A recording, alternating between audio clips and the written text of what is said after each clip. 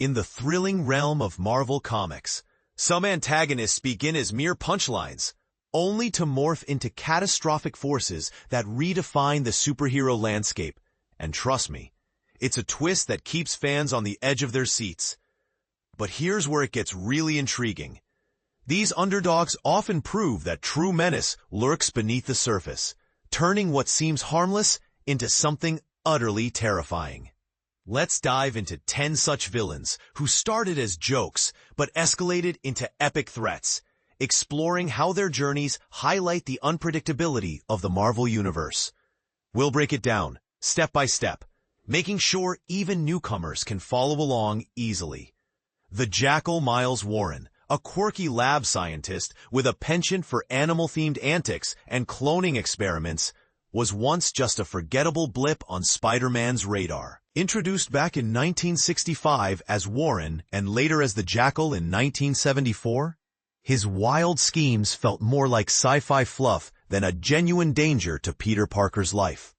For beginners, think of cloning as creating identical copies of people or animals, which sounds cool in theory, but can lead to identity crises and chaos. But this is the part most people miss. The infamous clone saga flipped everything. But Jackal's fixation on cloning exploded into a psychological nightmare, forcing Spider-Man and his clones, like Ben Reilly and Kane, to grapple with who they really are. And here's a controversial angle.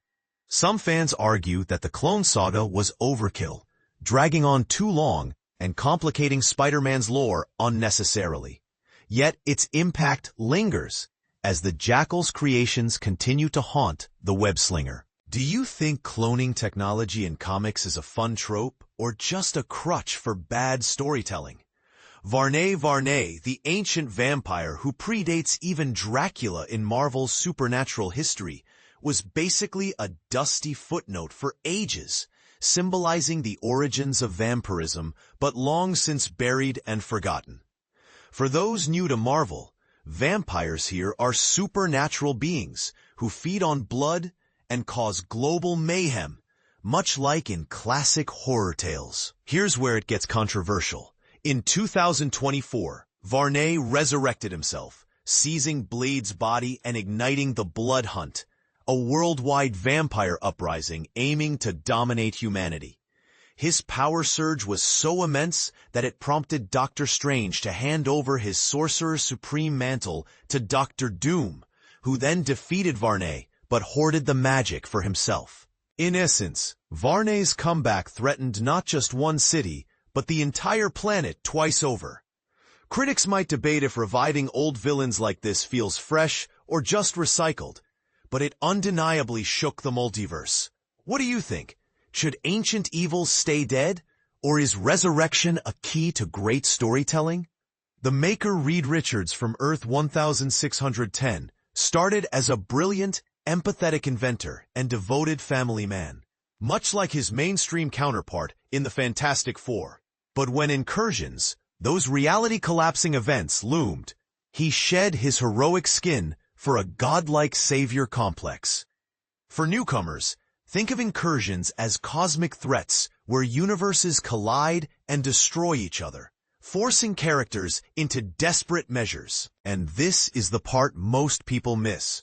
Freed from ethical bounds, the Maker evolved into a multiversal architect, crafting a new Ultimate Universe in his image after Secret Wars.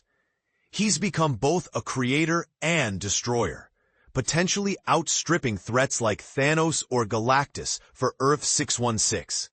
Boldly put, is this a cautionary tale about genius gone wrong? Or does it excuse Reed's villainy because he means well? As the Ultimate Universe nears its endgame, fans are buzzing. Do you see the Maker as a tragic figure or a monster deserving of defeat?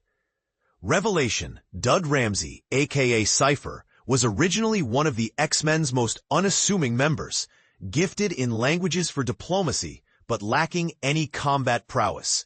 He was the ultimate sidekick, smart, helpful, but not a fighter. Beginners, imagine languages as codes or alien tongues. Cypher's talent makes him a translator in a world of mutants and heroes. But here's where it gets really dark. During the Krakoan era, he ascended to the Quiet Council, only for it all to crumble. Adopting Apocalypse's mantle as Revelation, he unleashed an era of genocide, wiping out human populations and twisting Earth into a genetic hellscape. Many heroes' current woes stem from this shift. Controversially, some argue this evolution betrays Cypher's original character, turning a peacemaker into a tyrant. Was it necessary for mutant progress, or just fan service gone wrong? As the age of Revelation unfolds, it's a hot topic.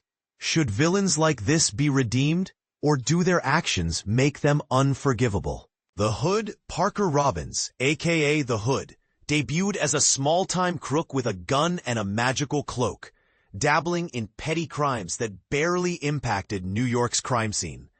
He was just another street-level thug, clashing with low-tier heroes and seeming destined for obscurity. For beginners, magical cloaks in Marvel often grant powers like invisibility or teleportation, adding a mystical edge to everyday villainy. Surprisingly, the Hood climbed to cosmic heights, striking deals with entities like Dormammu and allying with the Cabal to battle gods and decide universe fates during incursions. He even fused with Zarathos to become a Ghost Rider. This rise from nobody to powerhouse sparks debate. Is it empowering to see a common villain succeed, or does it undermine the uniqueness of top-tier foes? Fans love his arc, but critics say it dilutes Marvel's hierarchy. What's your take? Does the Hood deserve his spot among the elites? Grim Reaper Eric Williams began as a cheesy Silver Age villain, wielding a scythe and dressing like death itself, fueled by sibling rivalry with Wonder Man. His powers were erratic, making him a middling threat in Avengers lore. For newcomers, the Silver Age refers to Marvel's early, more whimsical era in the 1960s, where villains often had gimmicky themes. Tom King's Vision series transformed him into a nightmare, murdering Vision's children in a brutal act that redefined horror in comics. Bolstered by demonic pacts with Mephisto and Shuma Gorath, he's grown even deadlier. This shift raises eyebrows. Some see it as edgy evolution, others as gratuitous shock value. Is the Grim Reaper's cruelty a bold statement on family trauma, or does it cross into exploitative territory? Share your thoughts in the comments. Kraven the Hunter, Sergei Kravenov, the lion-cloaked hunter obsessed with trophies, potions, and strength, was long seen as the weakest in the Sinister Six. His theatrical style paled next to tech wizards like Dr. Octopus. For beginners, the Sinister Six is Spider-Man's elite villain team, each bringing unique threats. Then came Kraven's Last Hunt, where he killed Spider-Man to prove his dominance, revealing a cunning, despair-driven killer. He's since hunted heavyweights like Beast and Black Panther. Controversially, is Kraven's psyche a tragic backstory, or does it excuse his violence? The storyline humanizes him, but at what cost? Do you sympathize with his existential struggles? Mysterio Quentin Beck, a former stuntman turned illusion master, relies on smoke, mirrors, and tricks. No real powers, just deception. He's absurd, yet deadly. For newcomers, illusions are fake realities created to trick others, like stage magic on steroids. Using mere manipulation, he orchestrated Old Man Logan's tragedy, fooling Wolverine into killing the X-Men. Not even titans like Apocalypse managed that. This highlights that brains beat brawn. Controversially, does this make Mysterio the ultimate villain, or is his lack of real power cheating? Fans debate if it's genius or cheap. Should illusionists like him be taken more seriously? Red Hulk General Thaddeus Ross, the stubborn anti-Hulk military man, chased Bruce Banner for years without succeeding, epitomizing human hubris. For beginners, gamma radiation is the Hulk's origin power, causing transformations. Infused with it, Ross became Red Hulk, a blazing force rivaling the Green Giant. Then, evolved into an anti-hero Avenger. His arc from foe to ally is shocking. But is it controversial? Some argue Ross's redemption feels forced. Does his past make him unreliable? As a hero now, does he truly atone? Korvac Michael Korvac started as a mundane cyborg created by aliens, lacking flair or threat. For newcomers, cyborgs are humans enhanced with tech, common in sci-fi. Absorbing the power cosmic, he became a reality-warping god, rivaling Beyonder and Doom. His saga earned him elite status. Recently recreating Battleworld, he's untouchable. Boldly. Is Korvac's rise empowering for underdogs, or does it overshadow established villains? Does his godhood justify his actions? These villains remind us that in Marvel, appearances deceive, and that's a lesson worth discussing. Do you agree some joke characters deserve the spotlight, or should they stay minor? Which one's arc shocked you most? Share your opinions below. We'd love to hear your thoughts and debates.